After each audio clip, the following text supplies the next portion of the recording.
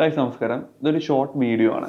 ഒത്തിരി കുട്ടികൾ ചോദിക്കുന്ന ചോദ്യമാണ് BSc നഴ്സിംഗ് കഴിഞ്ഞതിന് ശേഷം വേറെ ഏതൊക്കെ മേഖലയിലോട്ട് പോകാൻ പറ്റും എന്നുള്ളത്. അതിന് പല കാരണങ്ങളുണ്ട്. കാരണം BSc നഴ്സിംഗ് ഇപ്പോൾ ഏറ്റവും കൂടുതൽ ട്രെൻഡിങ് ആയിട്ടുള്ള ഒരു കോഴ്സാണ്. അതുപോലെ തന്നെ ഇന്ന് കേരളത്തിൽ പഠിക്കാൻ പറ്റിയ ഹെൽത്ത് കെയർ മേഖലയിൽ ഏറ്റവും കൂടുതൽ സീറ്റ് അവൈലബിലിറ്റി ഉള്ള ഒരു പ്രോഗ്രാമും BSc നഴ്സിംഗ് ആണ്.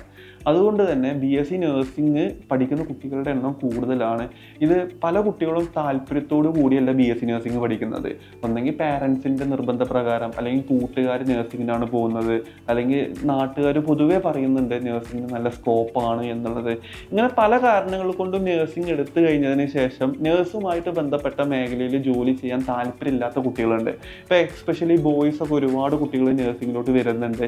ഇവർക്ക് ഈ ഹെൽത്ത് കെയർ അല്ലെങ്കിൽ ഇതുപോലത്തെ ചികിത്സയുമായിട്ട് ഇപ്പോൾ പ്രാക്ടിക്കലിനൊക്കെ പോകുന്ന സമയത്ത് മെൻ്റലി ഇത് ചികിത്സ ചെയ്യാനും അല്ലെങ്കിൽ നഴ്സിംഗ് ജോലി ചെയ്യാനും താല്പര്യം, ഇവരുടെ ഒരു ഇമാജിനേഷനും ഇതിൻ്റെ റിയാലിറ്റിയിലോട്ടും ഒരു എക്സ്പെക്റ്റേഷൻ ആൻഡ് റിയാലിറ്റിയിലോട്ട് വന്ന സമയത്ത് വരുന്ന വ്യത്യാസങ്ങൾ ഫീൽ ചെയ്തിട്ട് പല കുട്ടികളും ചോദിക്കുന്നുണ്ട് നഴ്സിംഗ് കഴിഞ്ഞതിന് ശേഷം ഏതൊക്കെ മേഖലയിലോട്ട് പോകാൻ പറ്റും എന്നുള്ളത്.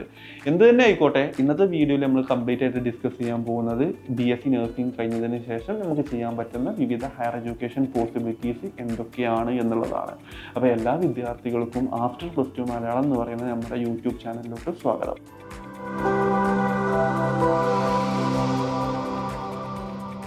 അപ്പോൾ BSc നഴ്സിംഗ് കഴിഞ്ഞതിന് ശേഷം യൂഷ്വലി എല്ലാ കുട്ടികളും ചെയ്യുന്ന പ്രോഗ്രാമാണ് MSc നഴ്സിംഗ്. MSc നഴ്സിംഗിൽ ഒരുപാട് സ്പെഷ്യലൈസേഷൻസ് ഉണ്ട്.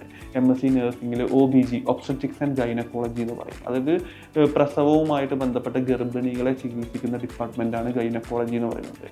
അപ്പോൾ പ്രസവവുമായിട്ട് ബന്ധപ്പെട്ട അതായത് പ്രസവം എടുക്കുന്നതും അതുപോലെ തന്നെ സിസേറിയൻ പോലുള്ള സർജറീസും കാര്യങ്ങളും അതുപോലത്തെ ബന്ധപ്പെട്ട മേഖലയിൽ ജോലി ചെയ്യാൻ താല്പര്യപ്പെടുന്ന കുട്ടികൾ, എസ്പെഷ്യലി ഗേൾസിന് പല കുട്ടികൾക്കും ഈ പ്രസവം എടുക്കുന്നതും അതുപോലെ തന്നെ ഈ പുതിയ കുട്ടികൾ ലോകത്തോട്ടേക്ക് വരുന്ന സമയത്ത് ഹാപ്പിനെസ് കാണുന്ന ആൾക്കാരുണ്ട്.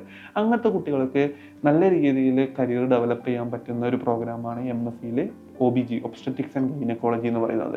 അതുപോലെ തന്നെ പല നഴ്സുമാർക്കും ഈ കുട്ടികളെ ചികിത്സിക്കാൻ നല്ല താല്പര്യം ഉണ്ടാവും. കുട്ടികളെ കളിപ്പിക്കാനും അവരെ ചികിത്സിക്കാനും അവരുടെ കുട്ടികളുമായിട്ട് ബന്ധപ്പെട്ട പീഡിയാട്രിക് നഴ്സിംഗ് ആണ് ഞാൻ പറയുന്നത്. MSc ഇൻ പീഡിയാട്രിക് നഴ്സിംഗ് നല്ലൊരു ഓപ്പർച്യൂണിറ്റിയാണ്. 2 years ആണ് ഇതിൻ്റെയൊക്കെ ഡ്യൂറേഷൻ വരുന്നത്. അപ്പോൾ കുട്ടികളുമായിട്ട് ബന്ധപ്പെട്ട മേഖലയിൽ ജോലി ചെയ്യാൻ താല്പര്യപ്പെടുന്ന കുട്ടികൾക്ക് പീഡിയാട്രിക് നഴ്സിംഗ് എടുക്കാൻ പറ്റും. അതുപോലെ തന്നെ ചില നഴ്സുമാർക്ക്, ചില കുട്ടികൾക്ക് സർജറിയുമായിട്ട് ബന്ധപ്പെട്ട മേഖലയിൽ ഈ ഓപ്പറേഷൻ തിയേറ്ററിൽ വർക്ക് ചെയ്യാൻ താല്പര്യപ്പെടുന്ന ആൾക്കാരുണ്ട്. അപ്പോൾ അങ്ങനത്തെ കുട്ടികൾക്ക് മെഡിക്കൽ സർജിക്കൽ നഴ്സിംഗ് ചെയ്യാൻ പറ്റും. അതുപോലെ തന്നെ കമ്മ്യൂണിറ്റി ഹെൽത്ത് നഴ്സിംഗ് ഉണ്ട്, ഓങ്കോളജി നഴ്സിംഗ് ഉണ്ട്. ഓങ്കോളജി നഴ്സിംഗ് എന്ന് പറയുന്നത് ക്യാൻസറാണ്. അത് ക്യാൻസറുമായിട്ട് ബന്ധപ്പെട്ട ചികിത്സ ചെയ്യാൻ വരുന്ന ആൾക്കാരെ ഓങ്കോളജി ഡോക്ടേഴ്സിൻ്റെ കൂടെ നിന്ന് ക്യാൻസർ രോഗികളെ ടേക്ക് കെയർ ചെയ്യുന്നവരാണ് ഓങ്കോളജി നഴ്സുമാരെന്ന് പറയുന്നത്. ഇതുപോലെ എമർജൻസി ആൻഡ് ഡിസാസ്റ്റർ നഴ്സിംഗ് ഉണ്ട്, ക്രിട്ടിക്കൽ കെയർ നഴ്സിംഗ് ഉണ്ട്, ICU, NICUലൊക്കെ വർക്ക് ചെയ്യുന്നവരാണ് ഇവരൊക്കെ. നെഫ്രോളജി ഡിപ്പാർട്ട്മെൻറ്റിൽ വർക്ക് ചെയ്യാൻ പറ്റുന്നതാണ് MSc നഴ്സിംഗ് ഇൻ നെഫ്രോളജി എന്ന് പറയും. ഓർത്തോപീഡിക് നഴ്സിംഗ് ഉണ്ട്, ഡോക്ടേഴ്സ് ഉണ്ട്, ഓർത്തോപീഡിക്സ്. അപ്പോൾ ഓർത്തോപീഡിക്സിൻ്റെ കൂടെ ജോലി ചെയ്യാൻ താല്പര്യപ്പെടുന്ന എല്ലുമായിട്ട് ബന്ധപ്പെട്ട, അപ്പോൾ കൈയൊടിയുന്നത്, കയ്യിന് കമ്പിടുന്നതും, കാലൊടിയുക അല്ലെങ്കിൽ മുട്ടിൻ്റെ ചിരട്ട മാറ്റി വെക്കുക, ഇതുപോലത്തെ സർജറികളും കാര്യങ്ങളൊക്കെ ചെയ്യാൻ താല്പര്യപ്പെടുന്ന ആൾക്കാർക്ക് ഓർത്തോപീഡിക് നഴ്സിംഗ് ചെയ്യാൻ പറ്റും. അതുപോലെ തന്നെ ഇതിനൊക്കെ വാർഡുകളും ഉണ്ട് കേട്ടോ. വലിയ വലിയ ഹോസ്പിറ്റലിൽ നോക്കുന്ന സമയത്ത് പീഡിയാട്രിക് വാർഡുകൾ ഉണ്ടാവും, പീഡിയാട്രിക് ICU ഉണ്ടാവും, അല്ലെങ്കിൽ ഒബ്സ്റ്ററ്റിക്സ് ആൻഡ് ഗൈനക്കോളജി OBGയുടെ വാർഡുകളും ഇതുപോലത്തെ കാര്യങ്ങളൊക്കെ ഉണ്ടാവും. അപ്പോൾ അതുമായിട്ട് ബന്ധപ്പെട്ട മേഖലയിലൊക്കെ ജോലി ചെയ്യാൻ പറ്റും. നമ്മുടെ ഒരു ഹാപ്പിനെസ്സിനനുസരിച്ചിട്ടും നമ്മുടെ നിലവിലെ സ്കില്ലിനനുസരിച്ചിട്ടും നമുക്ക് MSc നഴ്സിംഗ് തന്നെ ഇതുപോലെ വെറൈറ്റി ആയിട്ടുള്ള കോഴ്സുകളൊക്കെ ചെയ്യാൻ പറ്റും. ഇതൊക്കെ 100% ജോബ് ഓറിയൻറ്റഡ് ആണ്. പക്ഷേ നമ്മളൊരു കാര്യം മനസ്സിലാക്കണം, BSc നഴ്സിംഗിന് 10,000 സീറ്റ് ഉണ്ടെങ്കിൽ MSc നഴ്സിംഗിന് ഒരു 500-ൽ താഴെ സീറ്റുകൾ മാത്രമേ ഉണ്ടാവുള്ളൂ. അതായത് BSc നഴ്സിംഗ് പഠിച്ചിറങ്ങുന്ന എല്ലാ കുട്ടികൾക്കും ഒരേപോലെ MSc ചെയ്യാൻ പറ്റില്ല. അതിനും നല്ല കോമ്പറ്റീഷൻ ഉണ്ടാവും. അപ്പോൾ നമ്മൾ BSc നഴ്സിംഗ് പഠിക്കുന്ന സമയത്ത് തന്നെ നമ്മളിതിനൊക്കെ പ്രാക്ടിക്കലിനും ഹോസ്പിറ്റൽ ട്രെയിനിങ്ങിനൊക്കെ പോകുന്ന സമയത്ത് തന്നെ നമുക്ക് ഇൻട്രസ്റ്റിംഗ് ആയിട്ടുള്ള ഫീൽഡുകളൊക്കെ കണ്ടുവെച്ച് നമ്മളൊരു 1-2 വർഷത്തൊക്കെ എക്സ്പീരിയൻസ് ഒക്കെ നേടി നമ്മളത് നല്ല രീതിയിൽ ചിന്തിച്ചിട്ട് MSc നഴ്സിംഗ് ചെയ്യുന്നത് നല്ലതായിരിക്കും. പിന്നെ ടീച്ചിങ് മേഖലയിലോട്ടും വരാൻ പറ്റും കേട്ടോ. അപ്പോൾ ടീച്ചിങ് മേഖലയിലോട്ട് വരണം എന്നുണ്ടെങ്കിൽ MSc മാൻഡേറ്ററി ആണ്. നഴ്സിംഗ് പഠിക്കാൻ വരുന്ന കുട്ടികളെ പഠിപ്പിക്കാൻ പറ്റും. അപ്പോൾ ടീച്ചിങ് മേഖലയിലോട്ട് വരുന്ന കുട്ടികൾക്ക് വേറെയും കോഴ്സുകളുണ്ട്. MSc ഇൻ മൈക്രോബയോളജി ഉണ്ട്, MSc ഇൻ ബയോടെക്നോളജി ഉണ്ട്, അല്ലെങ്കിൽ MSc അനാട്ടമി, ഫിസിയോളജി, ഇതുപോലത്തെ ജനറൽ ആയിട്ടുള്ള കോഴ്സുകളും ചെയ്യാൻ പറ്റും.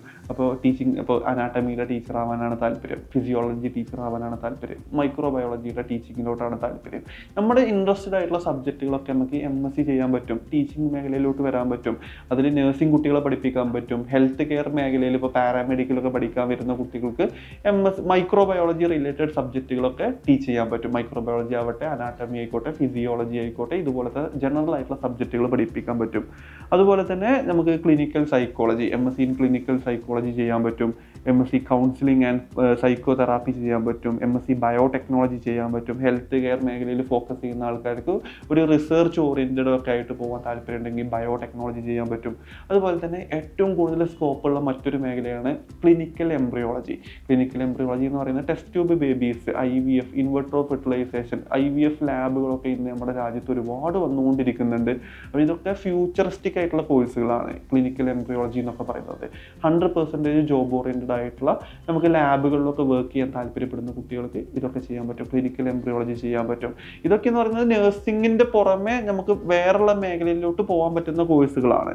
അതുപോലെ തന്നെ MBA ചെയ്യാൻ പറ്റും. MBA തന്നെ ഒരുപാട് സ്പെഷ്യലൈസേഷൻസ് വരുന്നുണ്ട്. MBA ജനറൽ ആയിട്ടുള്ള MBA ചെയ്യാൻ പറ്റും. MBA in health care management വെച്ച് ചെയ്യാൻ പറ്റും. MBA ഇൻ ഹോസ്പിറ്റൽ അഡ്മിനിസ്ട്രേഷൻ ചെയ്യാൻ പറ്റും. ഇതുപോലെ തന്നെ MBA ഇൻ ഫാർമസ്യൂട്ടിക്കൽ മാനേജ്മെൻറ്റ് ചെയ്യാൻ പറ്റും. ഇതുപോലെ MBA in health care relate ചെയ്തിട്ടുള്ള ഒരുപാട് മേഖല. ഇപ്പോൾ ഹെൽത്ത് കെയർ തന്നെ സെയിൽസ് വരുന്നുണ്ട്, മാർക്കറ്റിംഗ്, ഹോസ്പിറ്റൽസ് മാർക്കറ്റിംഗ് ചെയ്യാൻ പറ്റും, ഓപ്പറേഷൻ ഡിപ്പാർട്ട്മെൻറ്റിൽ വർക്ക് ചെയ്യാൻ പറ്റും, HR ഡിപ്പാർട്ട്മെൻറ്റിൽ വർക്ക് ചെയ്യാൻ പറ്റും, അതായത് ഹ്യൂമൻ റിസോഴ്സസ് മാനേജ്മെൻറ്റ്. അപ്പോൾ BSc നഴ്സിംഗ് കഴിഞ്ഞ കുട്ടികൾക്ക് മാനേജ്മെൻറ്റ് ലെവലിലോട്ടൊക്കെ വരാനാണ് താല്പര്യം. എക്സ്പെഷ്യലി പല ബോയ്സും MBAയിലോട്ട് പോകുന്നത് കാണാറുണ്ട്. കാരണം നഴ്സിംഗ് കഴിഞ്ഞതിന് ശേഷം ബോയ്സിന് പൊതുവേ ഇത് സ്കോപ്പ് ഉണ്ട്, അല്ലെങ്കിൽ +2 കഴിഞ്ഞതിന് ശേഷം നഴ്സിംഗ് താല്പര്യം ഇല്ലെങ്കിൽ പോലും പല ആൾക്കാരും പറഞ്ഞുകൊണ്ടെടുത്ത കുട്ടികൾ പിന്നീട് മാറുന്നൊരു പ്രോഗ്രാമാണ് MBAയിൽ ഹെൽത്ത് കെയർ റിലേറ്റഡ് ആയിട്ടുള്ള കോഴ്സുകൾ. അതുപോലെ തന്നെ PG ഡിപ്ലോമ പ്രോഗ്രാമുകൾ ഒരുപാടുണ്ട്. അതായത് നമ്മൾ ഈ പറയുന്ന കോഴ്സുകളുടെ ഒക്കെ ഡിപ്ലോമ പ്രോഗ്രാമുകൾ നമുക്ക് PGയിൽ ചെയ്യാൻ പറ്റും. പബ്ലിക് ഹെൽത്ത് നല്ല ഓപ്പർച്യൂണിറ്റിയാണ്. അതുപോലെ തന്നെ സോഷ്യൽ വർക്ക് പോലുള്ള ജനറൽ ആയിട്ടുള്ള കോഴ്സുകളിലോട്ടൊക്കെ പോകാൻ പറ്റും. ഇങ്ങനെ നോക്കുന്ന സമയത്ത് എങ്ങനെയാണെന്നുണ്ടെങ്കിലും അറൗണ്ട് ഒരു 150-ലധികം കരിയർ ഓപ്പർച്യൂണിറ്റീസ് അല്ലെങ്കിൽ ഹയർ എഡ്യൂക്കേഷൻ ഓപ്പർച്യൂണിറ്റീസ് ഉള്ള ഒരു ബ്യൂട്ടിഫുൾ പ്രോഗ്രാമാണ് BSc നഴ്സിംഗ് എന്ന് പറയുന്നത്. അപ്പോൾ നിങ്ങൾ എന്ത് ചെയ്യുക, BSc നഴ്സിംഗ് കഴിഞ്ഞതിന് ശേഷം കൃത്യമായിട്ട് ചിന്തിച്ച് അനലൈസ് ചെയ്ത് നമ്മുടെ ഇൻറ്റേർണൽ സൈക്കോളജി, നമ്മുടെ സ്കില്ല്, നമ്മുടെ പൊട്ടൻഷ്യൽ ഒക്കെ മനസ്സിലാക്കി കഴിഞ്ഞതിന് ശേഷം നമുക്ക് ഏത് മേഖലയാണോ താല്പര്യം, മാനേജ്മെൻറ്റ് ഏരിയയാണോ, അഡ്മിനിസ്ട്രേറ്റീവ് മേഖലയാണോ, നഴ്സിംഗ് മേഖലയാണോ, ക്ലിനിക്കൽ മേഖലയാണോ, ഏതാണോ താല്പര്യം അതിനനുസരിച്ചിട്ടുള്ള കോഴ്സുകൾ എടുത്തിട്ട് മാറിപ്പോകാൻ പറ്റും. അപ്പോൾ നഴ്സിംഗ് എടുക്കുന്ന കുട്ടികളോടും അല്ലെങ്കിൽ പഠിച്ചുകൊണ്ടിരിക്കുന്ന കുട്ടികളോടും പറയാനുള്ളത്, നഴ്സിംഗ് ഒരു ട്രാപ്പായിട്ടുള്ള കോഴ്സൊന്നുമല്ല. നിങ്ങൾക്ക് ഹയർ എഡ്യൂക്കേഷനിൽ ഒരുപാട് വെറൈറ്റി മേഖലയിലോട്ടൊക്കെ പോകാൻ പറ്റും, എസ്പെഷ്യലി ക്ലിനിക്കൽ എംബ്രിയോളജി പോലുള്ള മേഖലയിലോട്ടൊക്കെ. അപ്പോൾ ഇതുപോലത്തെ കോഴ്സുകളൊക്കെ എടുക്കുകയാണെന്നുണ്ടെങ്കിൽ നിങ്ങൾക്ക് അതുമായിട്ട് ബന്ധപ്പെട്ട ഏരിയയിൽ നല്ല കരിയർ ഡെവലപ്പ് ചെയ്യാൻ പറ്റും, ഇന്ത്യയിലാണെങ്കിലും വിദേശത്താണെന്നുണ്ടെങ്കിലും. അപ്പോൾ നഴ്സിംഗ് എന്ന് പറയുന്നത് ഗുഡ് കോഴ്സാണ്, പക്ഷേ അത് നമുക്ക് ആപ്റ്റ് ആയിട്ടുള്ള കോഴ്സാണോ എന്നുള്ളതാണ് നിങ്ങൾ നോക്കേണ്ടത്.